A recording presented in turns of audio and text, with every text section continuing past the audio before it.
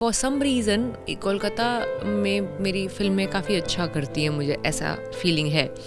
तो कुछ cosmic connection लगता है यहाँ से। हद हो जाती है जब ऐसा समय आता है, मुझे लगता है कि कोई किसी को पड़ी ही नहीं है। यहाँ तो हमारा नॉन स्टॉप एब्स्टीन चले ही जा रहा है।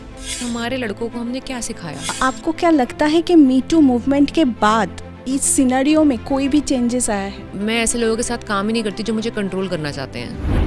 আক্ষরিক অর্থে তিনি bold and beautiful and always straightforward, এবং তিনি যে ছবিগুলো চুজ করেন সেগুলোও কিন্তু একটা বার্তা নিয়ে আসে সমাজে। ভাবছেন কার কথা বলছি? আমার সঙ্গে রয়েছেন এই মুহূর্তে Taapsee Pannu, the bold and beautiful.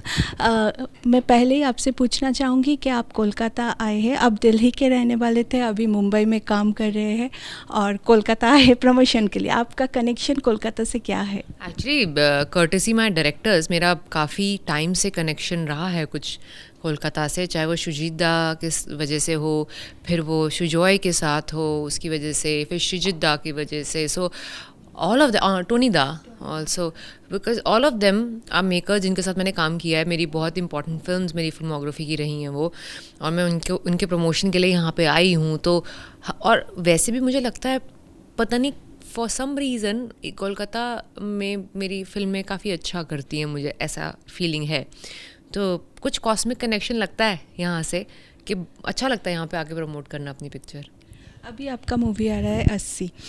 मैंने जब पहली बार ये ट्रेलर देखा तो मैं कुछ समय के लिए चुपचाप बैठी रही कि ऐसा भी हो रहा है। हम लोग एपिस्टेन के बारे में इतने बात कर रहे हैं, उसी समय में हमारे देश में ही दिन में 80 रेप केस हो रहा है।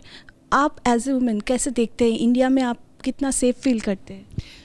देखिए, जो आपने बात की ना वो बहुत इंटरेस्टिंग अच्छी लगी मुझे। हम बात करते हैं एप्स्टीन फाइल्स की, हमारे न्यूज़ चैनल्स का काफ़ी समय जो एप्स्टीन की डिस्कशन में जा रहा है। हम वो ये डिस्कशन नहीं कर रहे कि जो 80 हो रहे हैं एक दिन के अंदर, वो यहाँ तो हमारा नॉन स्टॉप एप्स्टीन चले ही जा रहा है, और रोज़ हो रहा है।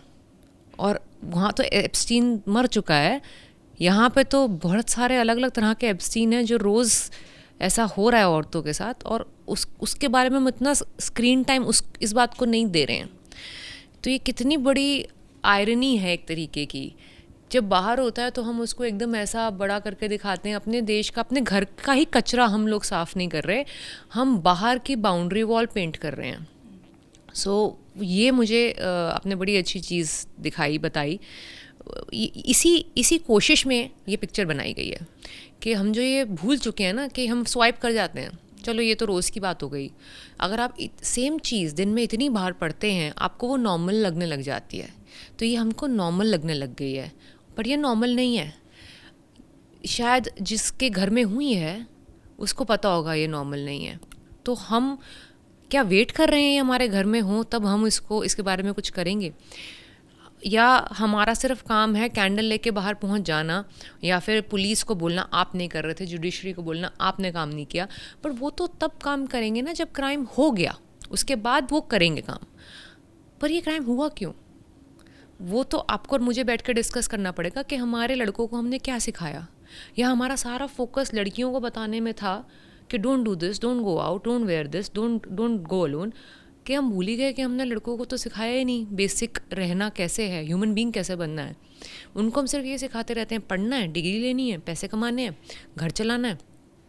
उनको हमने सिखाया नहीं कि दूसरे जेंडर की रिस्पेक्ट कैसे करनी है, अगर कुछ गलत हो रहा हो तो उसको रोकने के लिए आवाज़ कैसे उठानी है, अपने साथ वालों को भी रोकना है गलत करने से।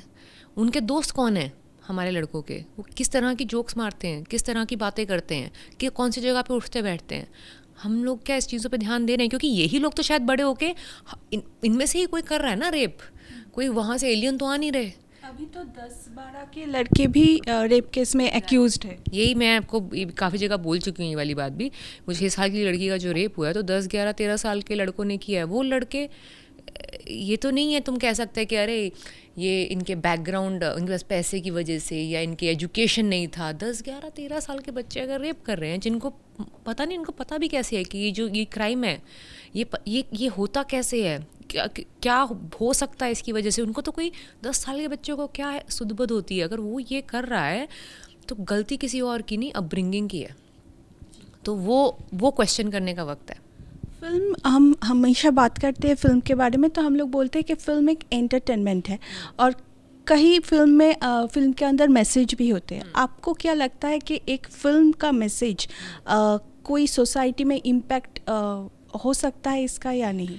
चेंज लाना तो जो फिल्म देख रहे हैं ना उनके हाथ में है। फिल्म का काम सिर्फ मैक्सिमम इतना हो सकता है कि वो आपको डिस्कशन का टॉपिक दे देगी, कि वो आपको कुछ ऐसा दिखाए कि आप पे इम्पैक्ट करे तो आप कुछ बात करें उस टॉपिक के ऊपर। और जो चेंज होता है शायद वो बात से स्टार्ट होता है।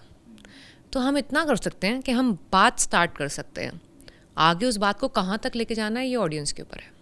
आपसे बात करने के दौरान ही मुझे एक चीज़ याद आया कि पिंक जब हुआ था, नो मीन्स नो, वो सिनेमा से बाहर, मैं खुद को ही कॉन्ट्राडिक्ट कर रही हूँ क्वेश्चन में कि वो नो मीन्स नो वो अभी सभी में फैल गया है, मतलब नो मीन्स नो ऐसा हुआ है। तो पिंक से आपका जर्नी 80 तक, आप कहते हैं कि हर मूवी के बाद आप कुछ बदल जाते हैं, इस मूवी के बाद आप बदले? मैं हर फिल्म के बाद थोड़ा थोड़ा बदल जाती हूँ। कब पहले ज़्यादा बदलती थी क्योंकि मैं नई थी, मैं बहुत अफेक्ट हो जाती थी रोल्स से अपने। अब थोड़ी सी मेरे को डील करना बेटर हो गया, मेरे को डील करना आ गया है कि मैं, मेरा इम्पैक्ट जो होता है जो जिस फिल्म का पड़ता है मेरे दिमाग में, मैं उसको अपने आप को ठीक कर लेती हूँ उससे। तो ये वाली फ़िल्म जो थी ना, इसमें थैंकफुली क्योंकि मैं विक्टिम सर्वाइवर का किरदार नहीं निभा रही, तो मेरे लिए दिमागी तौर पे ये इतना डिफ़िकल्ट नहीं था। मैंने एक बहुत ही एक प्रोफेशनल लॉयर की तरह ये केस संभाला। सिर्फ अंत में जाके आप मेरे अंदर इमोशन की झलक देखेंगे पिक्चर में, जब हद हो जाती है, जब ऐसा समय आता है मुझे लगता है कि कोई किसी को पड़ी ही नहीं है, उस समय आप मेरे अंदर थोड़ा सा इमोशनल इन्वेस्टमेंट देखेंगे मेरे किरदार का।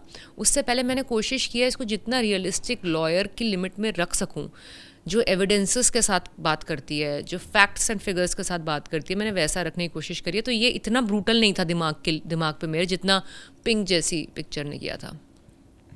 एक और एक अलग चीज़ के बारे में बात करें, मैंने एक जगह पढ़ा कि आपने कहा कि आप जब पहले फिल्म इंडस्ट्री में आए थे उस वक्त वो जो मेकर थे, आप जो जिन्होंने आपको कास्ट किया था, वो इसीलिए कास्ट किया था कि आपके साथ प्रीति जिंटा का मिल उन्होंने ढूंढा। ये सच है? ये सच है।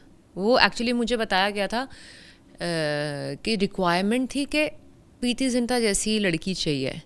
तो मैं उस टाइम साउथ में काम करती थी, तो वहाँ के एक डायरेक्टर हैं पुरी जगन्नाथ, उनको ये बात पता चली तो उन्होंने मेरा नाम रेकमेंड किया था कि ये एक लड़की है जो साउथ में काम करती है, जो उन्हें लगता है कि शायद मैच करती है उससे थोड़ी बहुत। तो इसलिए मुझे मौका मिला डायरेक्टर से मिलने का। फिर उनको लगा होगा मैं ठीक हूँ इस रोल के लिए, तो उन्होंने ले लिया। This is quite funny, but now Tapsi Pannu is her name.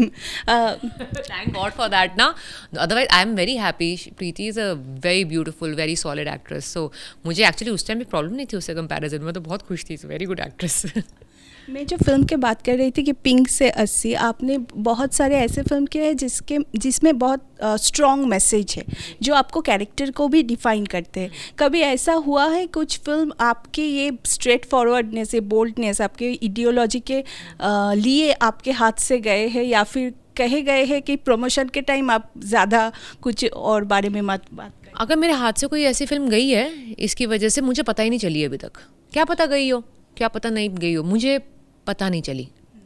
और I think people who work with me उनको मेरे बारे में इतनी अच्छी तरह से जानते हैं कि उनको पता है कि मुझे इंस्ट्रक्शंस नहीं देनी होती कि क्या कहना है क्या नहीं करना है। मैं ऐसे लोगों के साथ काम ही नहीं करती जो मुझे कंट्रोल करना चाहते हैं। उनको पता है कि मैं थोड़ा बहुत दिमाग रखती हूँ, तो मैं वो करूँगी जो मुझे सही लगेगा। जहाँ बोलने का मन होगा, जहाँ सही लगेगा वहाँ बोलूँगी, जहाँ चुप रहने का मन करेगा वहाँ चुप रहूँगी।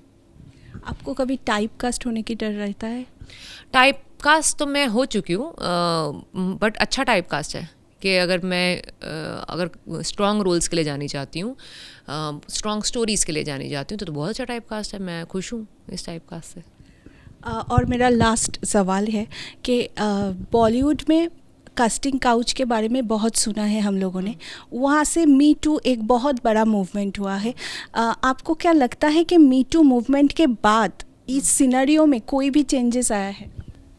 मुझे लगता है कि इंडस्ट्री के अंदर ना लोग अभी थोड़े ज़्यादा केयरफुल हैं कि क्या बिहेवियर हो रहा है ऑन सेट, लड़कियों से कैसे बात करी जा रही है। मैंने देखा है ये थोड़ा सा ज़्यादा कॉशियस हो गए हैं लोग बिहेवियर के बारे में। Thank you so much Taapsee, lovely talking to you, thank you so much.